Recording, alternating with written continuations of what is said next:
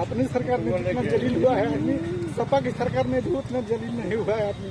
उत्तर प्रदेश जहां कानून का राज है, दबंग तो वहां होते ही नहीं हैं, और दबंग एक आध निकल भी आए तो योगी आदित्यनाथ की सरकार में पुलिस और प्रशासन उन्हें ठिकाने लगा देती है।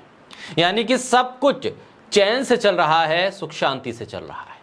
ये तो आम लोगों के लिए सुविधा है, और अगर बीजेपी का कोई नेता है, उसको कोई शिकायत है तो प्रशासन तो दौड़े दौड़े उसके घर तक जाता है और उन नेताजी की तमाम परेशानियों को ठीक करते हुए उनको भी चैन की बंसी बजाने के लिए इजाजत दे देता है। ये तो आप सुनते चले आ रहे होंगे कि उत्तर प्रदेश की सरकार नंबर 1 सरकार है, मुख्यमंत्री योगी आदित्यनाथ कानून व्यवस्था में नंबर 1 है। यही गुणगान तो बीजेपी भी गाती है, यही गुणगान तो योगी आदित्यनाथ भी गाते हैं। जगह जगह पोस्टर लगाते हैं, न सिर्फ उत्तर प्रदेश में बल्कि दिल्ली से लेकर कर्नाटक तक में पोस्टर लग जाते हैं। और फिर स्टार प्रचारक होने की हैसियत से कभी राजस्थान तो कभी मध्य प्रदेश, कभी कर्नाटक तो कभी केरल, योगी आदित्यनाथ आते जाते रहते हैं, मंच से बताते रहते हैं कि देखिए कि कानून व्यवस्था हो तो हो उत्तर प्रदेश की जैसी, जहां पर जितने दबंग हैं सबको जमीन दोज कर दिया गया है, या तो वो उत्तर प्रदेश छोड़कर भाग गए हैं या फिर सलाखों के पीछे। लेकिन हकीकत क्या है, अब हम आपको बताने जा रहे हैं। हकीकत यह है कि उत्तर प्रदेश में आम आदमी की तो छोड़िए, बीजेपी के नेता भी उत्तर प्रदेश में दबंगों से परेशान होकर रो रहे हैं। उत्तर प्रदेश का प्रशासन बीजेपी नेता की भी नहीं सुन रहा है, दबंगों को ही बढ़ावा दे रहा है। बोलता हिंदुस्तान पर मैं हूं आपके साथ फिर शाकिर अली बेग। अवैध कब्जे के खिलाफ बीजेपी नेता अपनी ही सरकार के खिलाफ धरने पर बैठ गए हैं और रो रहे हैं।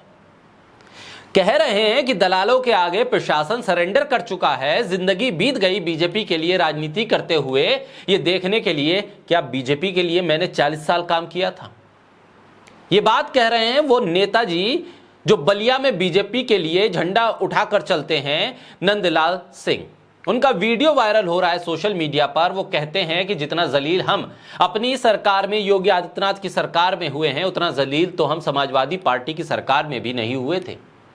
2 बार मारपीट हो चुकी है, मेडिकल करवाया लेकिन मुकदमा पुलिस ने दर्ज नहीं किया। बलिया जिले में दलाल हावी हो गए हैं। 40 साल तक दौड़ते दौड़ते कार्यकर्ता का शरीर खराब हो गया है। पूरी जिंदगी बीत गई बीजेपी के लिए राजनीति करते हुए, और यह दिन देखना पड़ रहा है कि अपनी जमीन पर दबंगों के कब्जे को छुड़वाने के लिए धरना देना पड़ रहा है। यूपी में बीजेपी के नेता नंदलाल, उनका आरोप है कि इनकी जमीन पर दबंगों ने कब्जा कर लिया है, लेकिन कहीं सुनवाई नहीं हो रही है।